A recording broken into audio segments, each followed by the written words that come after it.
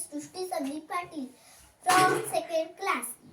काय बोलावे हे ज्ञान ठरवते, कसे बोलावे कौशल्य ठरवते, किती बोलावे हे दृष्टी कोण ठरवते, परंतु एखादी गोष्ट बोलावे की नाही हे मात्र आपल्या संयम व संस्कारावर अवलंबून असते.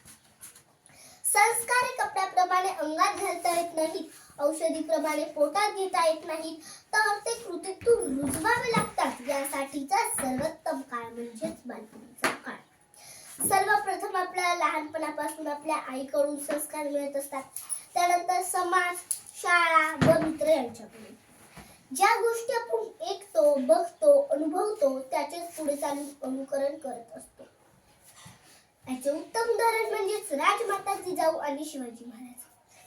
जिजाऊने बालवयातच छत्रपती शिवाजी महाराजांच्या मनामध्ये स्वराज्याचे स्वप्न रुजवले व ते पुढे चालून आदर्श, पराक्रमी, लोकप्रिय राजे बनले. याचे थोडक्यात सांगायचं झालं तर चांगल्या गोष्टींचा स्वीकार करणे आणि वाईट गोष्टींचा त्याग करणे म्हणजे संस्कार. धन्यवाद.